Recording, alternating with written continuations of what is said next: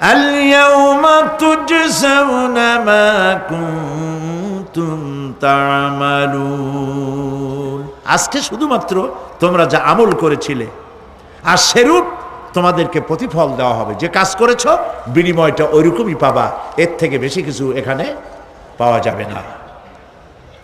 কিয়ামতের দিন সামান্য পরিমাণ গুনাহ যদি কেউ করে তাও হাজির করা হবে, সামান্য ভালো কাজ করলেও হাজির করা হবে।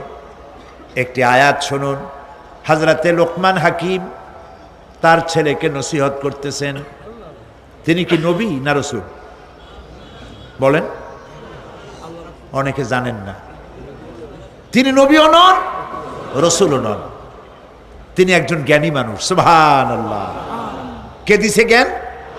আল্লাহ দিছে।